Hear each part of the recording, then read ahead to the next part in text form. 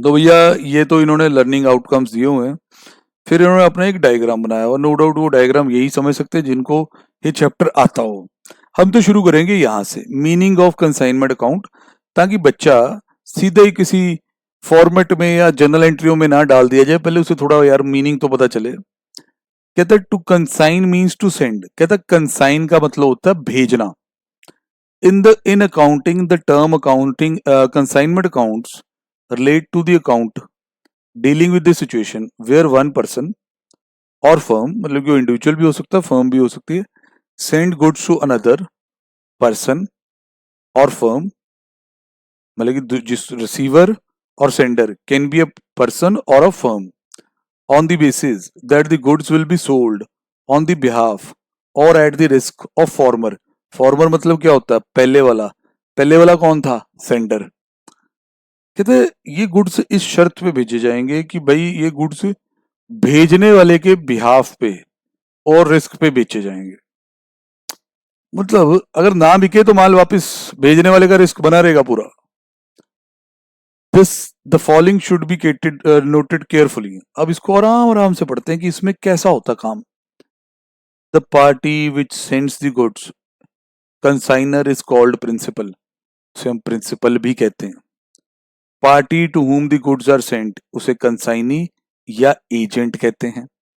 दो बंदे हो गए, भेजने वाला कंसाइनर कह लो आप, रिसीव करने वाला कंसाइनी। भेजने वाले को प्रिंसिपल भी कह सकते हो, रिसीव करने वाले को एजेंट भी कह सकते हो। मालिकाना हक, ownership of the goods, ownership of the goods that is the property in goods remain with the consignor और द प्रिंसिपल। कहते जो गुड्स की ओनरशिप है वो कंसाइनर के पास ही रहेगी। एजेंट और consignee does not become the owner, agent owner नहीं बनेगा इवन दो गुड्स का पोजेशन उसके पास है। जैसे डायग्राम से समझते हैं, ये ए है, ये बी है, ये है कंसाइनर, कंसाइनर, और वो है कंसाइनी। ये यहां इसके पास गुड्स हैं, गुड्स पड़े हैं, ये इसने यहां ट्रांसफर कर दिए। अब फिजिकल पोजेशन किसके पास आ गया गुड्स का? गुड्स फिजिकली यहां से यहां आ गए, ले यहां से उड़ा देते हैं, ये लोग गुड्स उड़ गए, गुड्स यहां से यहां पहुंच गए, गुड्स ये देखें यहां पहुंच गए। फिजिकली पोजेशन बी के पास आ गया, पर मालिक कौन कहलाएगा? बी, ए, कंसाइनर। क्योंकि बी ने गुड्स ए से खरीदे नहीं है, कंसाइनमेंट के तौर पे लिए हैं। उसमें उसका फर्ज ये है कि इन गुड्स को ए की इंस्ट्रक्शन के हिसाब से बेचे और जो भी पैसा आएगा वो ए को दे दे और ए बदले में उसे कमीशन और एक्सपेंसेस देगा। तो it is different from the sale. अब सेल में क्या होता है कि पोजेशन और ओनरशिप दोनों ट्रांसफर होते हैं। यहां पोजेशन तो ट्रांसफर हो रहा है, ownership is still with the consignor, ownership is still with the consignor.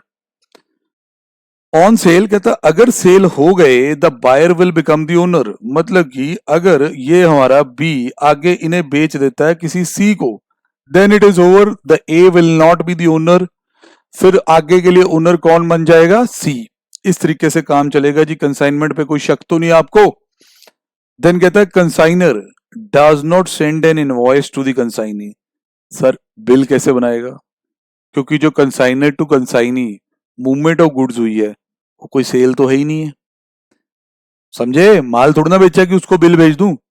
He only sends a proforma invoice, a statement that look like invoice, पर इनवॉइस होता नहीं है।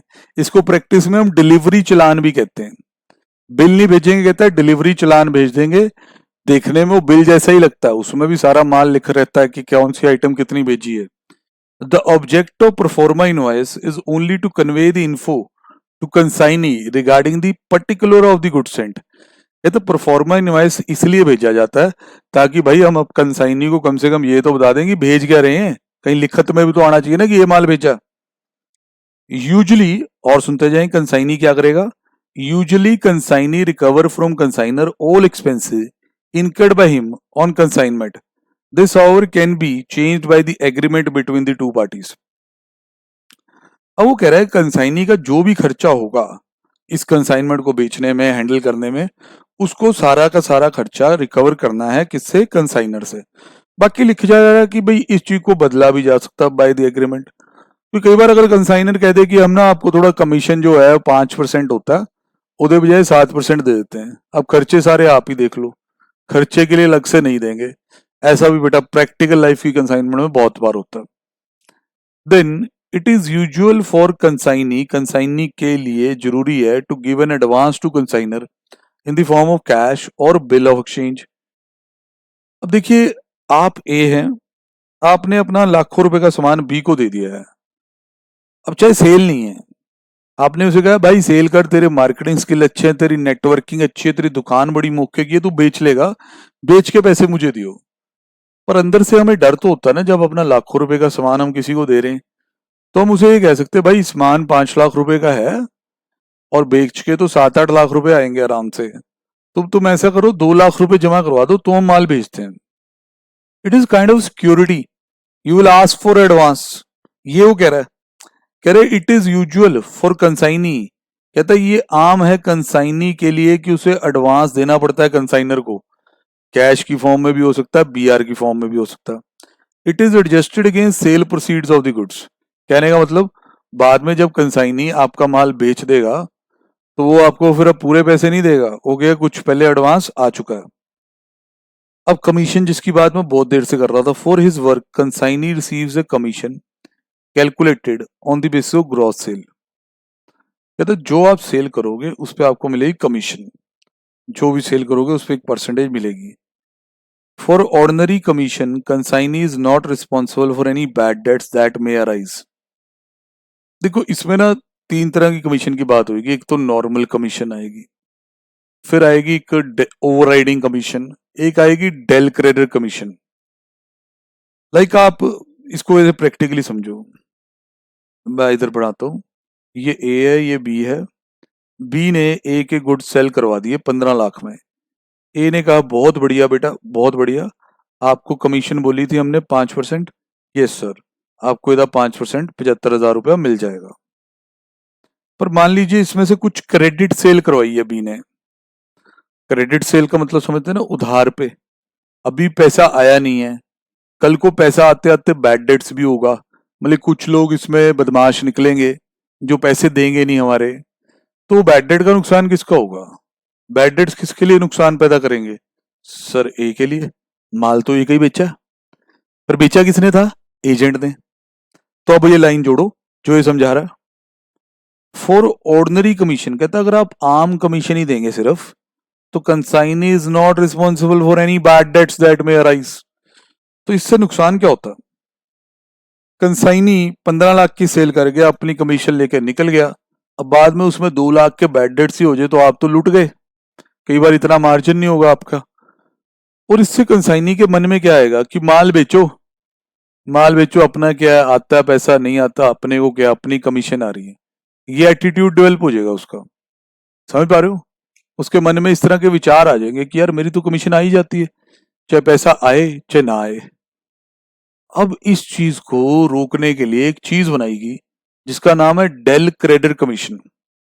ए बी को कहेगा कि बेटा बी, हम ना आपको 2% कमीशन और देते हैं, इसको डेल क्रेडिट कमीशन कहा जाएगा, ये भी इस पे ले लो आप, पर अब से अगर बैड डेट हुए तो वो तुम्हारे, मतलब कि अगर इसमें से कुछ पैसा रिकवर ना हुआ, लाइक मैंने 2% और दिया, कितना दिया? 30,000, अब पूरे 15 के 15 लाख बी तेरे को मेरे को रिकवर करके देने, अगर कुछ रिकवर ना हुआ तो वो लॉस तेरा। अब इससे दो बातें समझनी है, एक तरफ आपको लगेगा कि सर कंसाइनर ने, मतलब ए ने अपना खर्चा बढ़ा लिया और कमीशन देके, हाँ जी सर ये तो है, पर सर सिक्योरिटी भी इतनी अच्छी होगी कि जो माल बिकेगा उसके पैसे तो आएंगे ही आएंगे। और दूसरा बी, जो चालाकी कर सकता था, ऐसे अरे गहरे नत्थु खैरों को भी बेच सकता था कि चलो पैसे ना भी देना मेरे को तो कमीशन आ जाएगी, अब नहीं ऐसा करेगा, अब नहीं ऐसा करेगा, क्योंकि जो उन अरे गहरे नत्थु खैरों ने पैसे ना दिए तो उसमें नुकसान किसका हो जाएगा? बी का। अब लाइन पढ़ो, if the agent is to be made responsible, अगर एजेंट को रिस्पॉन्सिबल करवाना है बैड डेट्स के लिए, is to be paid a commission called del credit commission, it is calculated on total sale, कहता है कमीशन टोटल सेल पे होगी, not merely on credit sale, until and unless agreed. Question करते हुए दिक्कत आएगी बेटा इस पॉइंट पे, क्योंकि डेल क्रेडिट कमीशन नॉर्मली दिमाग में आता है कि यार ये क्रेडिट सेल की प्रोडक्शन के लिए, तो अगर कंसाइनी ये बताने लग जाए कि ये सेल कैश में की है मैंने, ये सेल क्रेडिट की है, तो बाय डिफॉल्ट आपका ब्रेन जो है आपको सिग्नल देगा कि डेल क्रेडिट कमीशन तो क्रेडिट पे ही लगनी चाहिए, जबकि रूल कुछ और कहता है। रूल ये कहता है कि it is on total cell unless until and unless agreed. मतलब कि अगर क्वेश्चन ही क्लियरली कह दे कि भाई del credit commission credit sale पे है भाई, तो क्रेडिट सेल पे लगाएंगे। जब तक ना गए तो क्या करेंगे सर, टोटल सेल। अब काम धंधा समझ आ गया कि कैसे चलना है। अब क्या होगा, कंसाइनर ने कंसाइनी को गुड्स भेजे, कुछ एडवांस आया, फिर कंसाइनी क्या करेगा, क्योंकि ये काम लंबे समय तक चलना है, रोज चलना है, कुछ पीरियोडिक इंटरवल पे कुछ स्टेटमेंट तो बना के भेजेगा ना कि भाई मैंने क्या किया। Periodically consignee sends to consignor a statement called account sale. कहते हैं स्टेटमेंट को अकाउंट सेल कहते हैं। It sets out the sale made by consignee, expenses incurred on the behalf of consignor, commission earned by consignee and balance due। कहते जी इस statement में कितनी cell consignee ने की वो दिख रही होती है, कितने खर्चे उसे करने पड़ गए कंसाइनर के ब्याह पे, कितनी उसे कमीशन कमा ली है, कितना बैलेंस वो ड्यू दिखा रहा है, ये सब दिख रहा होता है। सर सिंपल भाषा में बोले, it's basically the account of consignor prepared by consignee. वो बना के दे देता कि भैया ये पैसे आपने मेरे देने या मैंने आपके देने। Firm usually like to a certain P&L, profit loss on each consignment or consignment to each consignee। ये तो फर्म चाहेगी कि उसे पता चले कि फायदा नुकसान क्या हो रहा है, कि जो कंसाइनमेंट या कंसाइनमेंट्स उसने एक पर्टिकुलर कंसाइनी को भेजी। कहता है consignment account relate to account dealing with such business where one person send goods to another, ये सारा। अब इसके बाद ये डिफरेंस बिटवीन ले आते हैं कि कंसाइनमेंट और सेल में क्या फर्क होता है, कमीशन और डिस्काउंट में क्या फर्क होता है। फिर जाके अकाउंटिंग शुरू हो जाती है इन दी बुक्स ऑफ कंसाइनर, जिसमें इंस्टीट्यूट ने अगर हम देखें तो हमें 9 एंट्रियां देने के बाद एक इलस्ट्रेशन दी है कि भाई ऐसे होगा, उसमें अकाउंट कुंड बना के भी दिखाए हैं, बहुत अच्छा लग रहा है। फिर जो बचा हुआ माल है वो कैसे वैल्यू करना है उस पर बात हो रही है, और फिर वहां फिर एक कुछ थोड़ी कैलकुलेशन, नॉर्मल अब नॉर्मल लॉस आ गया टॉपिक। ये टॉपिक इन्होंने पूरा बनाया हुआ है। मैं एक बार मैं आपको चैप्टर दिखा दूं, इलस्ट्रेशंस जहां तक मेरे को लगता है लिमिटेड है, पर पॉइंट सारे कवर किए हुए हैं। ये देखिए जी चलता जा रहा है, बस इतनी इलस्ट्रेशन आई है हमारे पास, फिर एमसीक्यूज आ रहे हैं छोटे छोटे, और पीछे अनसॉल्व्ड क्वेश्चन प्रैक्टिकल वाले जो होते हैं वो ठीक हैं। मतलब 4 क्वेश्चन बेटा इस चैप्टर के हिसाब से कम है, तो मैं इस पे तुम्हें एक्स्ट्रा क्वेश्चन तो करवाऊंगा ही करवाऊंगा, वो तो आपको करना ही है। तो आज हमें क्या क्या और कर लेना चाहिए, क्योंकि अभी हमारे पास टाइम है बेटा। हमें क्या कर लेना चाहिए कि ये कंसाइनमेंट और सेल का डिफरेंस समझ लो, एक इंपॉर्टेंट डिफरेंस बिटवीन है। कंसाइनमेंट इस तरफ है जी, सेल उस तरफ है। ओनरशिप यहाँ कंसाइनर के पास रहती है till the time the goods are sold by consignee. मतलब कि ओनर कौन रहेगा, कौन रहेगा, कंसाइनर, जब तक कंसाइनी आगे गुड्स बेच नहीं लेता। No matter goods are transfer to consignee, कहता है ये मैटर नहीं करता कि पोजेशन कंसाइनी को दे दिया, पोजेशन चाहे चला गया। सेल में ownership of goods transfer with the transfer of goods, उसमें ओनरशिप और पोजेशन दोनों इकट्ठे ट्रांसफर हो जाते हैं अगर कॉन्ट्रैक्ट सेल का हो। Consignee can return the unsold goods to the consignor, और जो माल नहीं बिकेगा वो कंसाइनी आपको वापस कर सकता है। अगर एक बार गुड्स बिक गए तो नॉर्मली वो वापस नहीं होंगे। Goods sold are the property of buyer and can be return only if the seller agree. Seller most of the time does not agree. शहर में छोटी मोटी दुकान पे भी जब हम शॉपिंग कर रहे होते हैं तो उसमें लिख रखा होता है कि बिका हुआ माल वापस नहीं होगा। Consignor bear the loss of goods held with consignee, मतलब कि जे कोई नुकसान हो जाए वो किसका होता है, कंसाइनर का। मतलब कि गुड्स वहां पड़े हैं मान लो कंसाइनी के पास, वहां आग लग जाती है, अर्थक्वेक आ जाता है, वो सारा नुकसान आपका। यही अगर आपने सेल कर दिए होते तो नुकसान बायर का होता। It is the buyer who will bear the loss if any after the transfer of goods. Relationship consignor और कंसाइनी का प्रिंसिपल और एजेंट वाला है, और यहाँ पे रिलेशनशिप सेलर और बायर का डेटर क्रेडिटर वाला होता है, वो भी तब जो क्रेडिट सेल की हो। अगर कैश सेटलमेंट होगी हो तो कोई रिलेशनशिप रहता ही नहीं है। Expenses done by consignee to receive the goods and to keep safely are borne by consignor. कहते हैं जो भी खर्चा होगा कंसाइनी का गुड्स को अपने तक लाने का, फिर उन्हें सेफ कस्टडी में रखने का, वो बोर्न कौन करेगा? Consignor. Expensive incurred by buyer are to be borne by the buyer itself after the transfer of goods. Commission discount कभी और पढ़ेंगे। आओ अकाउंटिंग में चलें बेटा, अकाउंटिंग कैसे करनी है। Accounting for consignment transactions an event in the books of consignor. कहता अब मैं आपको सिखा रहा हूँ कि in the books of consignor आपने एंट्रियां कैसे रिकॉर्ड करनी है। तो ऑब्वियस है कि भाई यहाँ पूरा इन्होंने बताया हुआ है कि भाई कैसे कैसे ये प्रोसेस होगा। हमने तो बेटा ये देखना है कि एंट्रियों का लॉजिक जो है वो समझ आए हमें, मेन हमारा इंटरेस्ट ये है। जिस तरह ये कहता है कि फॉर असर्टनिंग प्रॉफिट और loss on any transaction there is a golden rule, open the account for transaction, put down the cost, और फिर खर्चा on debit side, sale credit side पे, तो फिर डिफरेंस अगर क्रेडिट साइड ज्यादा हुई तो प्रॉफिट। ये पैरा आप मतलब सेल्फ रीड कर सकते हैं। अब कंसाइनर ने क्या क्या ट्रांजेक्शन रिकॉर्ड करनी है मैं उस पर चल रहा हूँ। Consignor record the following transaction. ये तो when the goods are consigned और डिस्पैच्ड, मतलब आप कंसाइनर हो, आप चंडीगढ़ में बैठे हो, कंसाइनी बैठा आपका मान लो जी दिल्ली में, आपने चंडीगढ़ से गुड्स दिल्ली भेजे। अब आपने अपनी बुक्स में इसकी काउंटिंग करनी है। When the goods are consigned or dispatched, it is to be retreated that when the goods are sent to consignee, transaction does not result in sale. Retreated का मतलब होता है दोबारा ध्यान में लाना आपके। कहता मैं दोबारा आपको याद कराना चाहूंगा कि ये सेल नहीं है।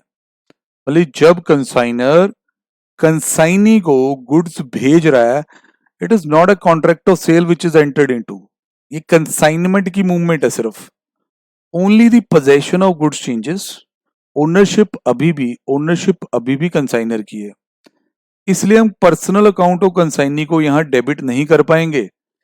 सर देखिए, जब आप सेल करते हैं तो आप पार्टी का अकाउंट यहां डाल देते हैं। जिस तरह ए को सेल किया आपने, तो आप लिख दोगे A account debit to sale, goods का पोजेशन और ओनरशिप दोनों उसको गए। ठीक है, तो यहाँ इंस्टीट्यूट आपका कितना बढ़िया समझा रहा है। कह रहा है बेटा देखो, कंसाइनी का तो नाम ना लेना और सेल का भी नाम ना लेना। मतलब नॉर्मली जो सेल की एंट्री होती है वो यहां हो ही नहीं सकती। क्यों? क्योंकि ये सेल है ही नहीं, यहां ओनरशिप मेरे पास है, गुड्स अभी बिके ही नहीं, इनकम कहां से होगी? But the possession has been transferred, and possession has been transferred with a view कि जिस बंदे को पोजेशन दिया गया है, now he will make the efforts कि वो इस चीज को बेचे। और मैंने रखना है एक स्पेशल खाता खोल के इस पे होने वाले फायदे नुकसान के लिए।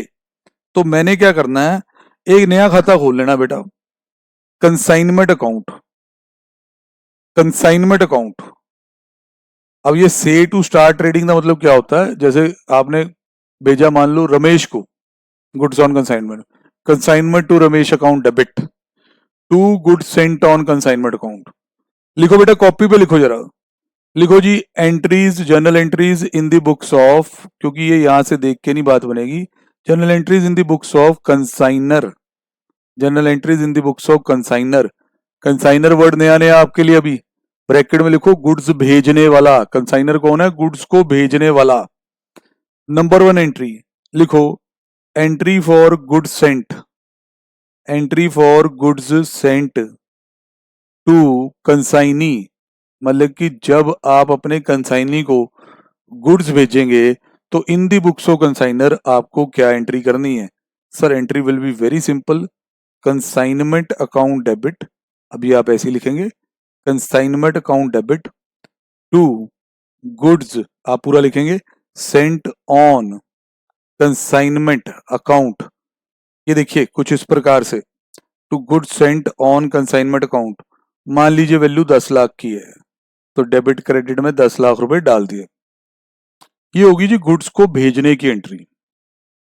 गुड्स को भेजने की एंट्री इस तरीके से की जाएगी। और सुनते हैं, अब क्या हुआ कि मैंने 10 लाख के गुड्स भेजे, मेरा कंसाइनमेंट अकाउंट इस वक्त डेबिट में चला गया। अभी उसमें इनपुट्स डाल दिए मैंने, आउटपुट या रिटर्न तो कोई आई नहीं। अभी सर खर्चे होने हैं आपके, अभी आप कहाँ जा रहे हैं? Expenses incurred by consignor, when consignor incur some expenses related to consignment following entry is recorded. कहते हैं जब कंसाइनर कुछ खर्चा करेगा रिलेटेड टू कंसाइनमेंट तो ये एंट्री होगी, consignment account debit, consignment account debit, हम स्टार ट्रेडिंग नहीं पढ़ेंगे बीच में, टू सप्लायर अकाउंट या बैंक या कैश। अब देखिए इसको अच्छे से समझना, बोले कि ये हम 10 लाख रुपए के गुड्स भेज रहे थे चंडीगढ़ से दिल्ली, ठीक है, बात समझ आ गई। अब चंडीगढ़ से दिल्ली पैदल चल के गुड्स अपने आप तो चले नहीं जाएंगे, ट्रक में जाएंगे, समझ रहे हैं कि नहीं, उसका क्या लगेगा, कैरेज। तो इस तरह के खर्चे कंसाइनर के हो जाते हैं, loading, unloading, carriage, lifting, weighing, packing, ये सब खर्चे कंसाइनर करता है। अब इन एक्सपेंसेस की एंट्री क्या होनी चाहिए, लिखो जी नंबर 2 एंट्री, एंट्री फॉर, लिखो जी बेटा, entry for expenses incurred by, कौन भाई, entry for expenses incurred by consignor, consignor ने जो खर्चे किए उसकी एंट्री।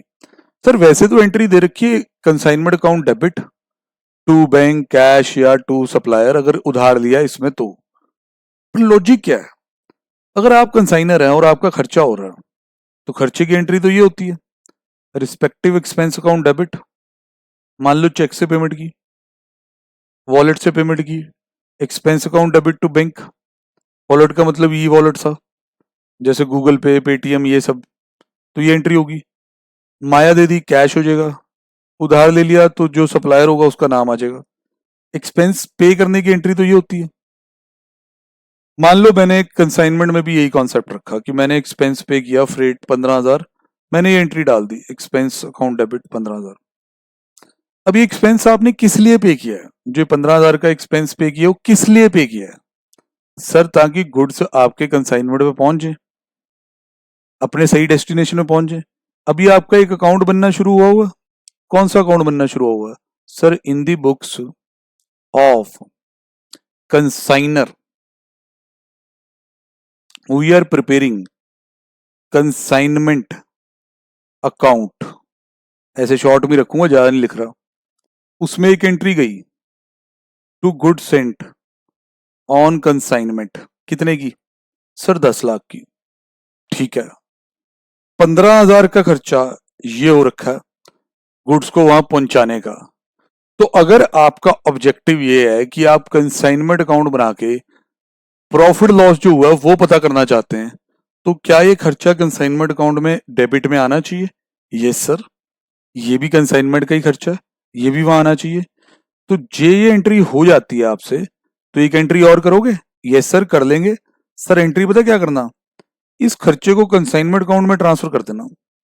क्या एंट्री होगी, consignment account debit to expense account 15,000 से, उससे मेरा ये खर्चा अपनी सही लोकेशन पे पहुंच जाएगा। ये देखिए कंसाइनमेंट टू एक्सपेंस करते ही ये खर्चा अपनी सही लोकेशन पे पहुंच जाएगा। फिर अगर मैं ध्यान से चलूं और ये एक्सपेंस अकाउंट यहां डेबिट किया और ये एक्सपेंस यहां क्रेडिट किया, मैं ये एक्सपेंस अकाउंट खोलूं ही ना, तो क्या एंट्री हो जाती है, डायरेक्ट कंसाइनमेंट टू बैंक, मतलब हमने एक्सपेंस का लेजर खोला ही नहीं, डायरेक्ट एंट्री डाल दी।